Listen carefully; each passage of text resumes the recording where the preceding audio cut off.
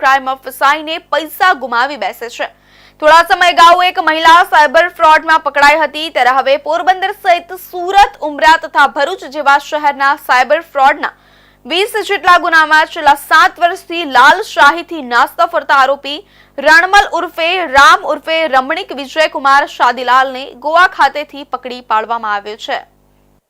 આ ઘટનાની વિગતવાર જોઈએ તો એક યુવકે પોતાની ફેસબુક આઈડી પર એક સેવન્થ હેવન ક્લબ એન્ડ ક્રુઝિસ નામની જાહેરાત જોઈ હતી, જે મુજબ લક્ષદ્વીપ મુંબઈ ક્રુઝમાં 17 નાઇટ હોલિડે તથા 2 વ્યક્તિઓની ફી 1,25,000 હતી, જેની વેલિડિટી 3 વર્ષ તથા ફ્લાઇટ ટિકિટ પણ ફ્રી વગેરે મતલબની હોવાથી તે જાહેરાતવાળા પેકેજમાં જણાવેલા કોન્ટેક્ટ નંબર પર સંપર્ક કરી પોતાનું હોલિડે પેકેજ બુક કરવા માટે ₹62,500 તથા ₹62,500 મળી કુલ ₹1,25,000 બે આરોપીઓના એકાઉન્ટમાં જમા કરાવ્યા હતા।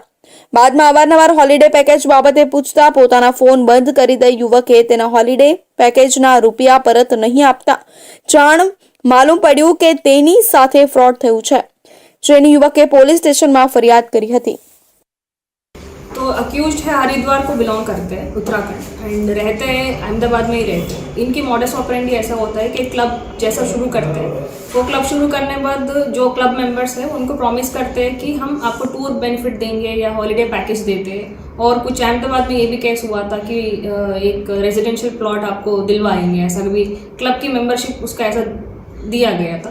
तो 1,25,000 ऐसा फ्रॉड जो हुआ है साइबर क्राइम में पुलिस स्टेशन में जो हुआ है वो तो 1,25,000 का है, वो टूर पैकेज का है, हॉलिडे पैकेजिंग का।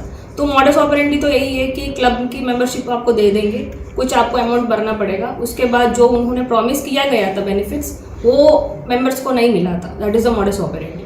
और पूरी देश में इनके खिलाफ 20 जितना केसेस फाइल हुई है, एंड उसमें 14 गुजरात में ही हुई है, पोरबंदर में एक केस हुई है। उस केस में ही 1 साल से जो नाश्ता फरता में है, अभी LCB टीम वहाँ जाके गोवा से इनको अभी अरेस्ट किया है।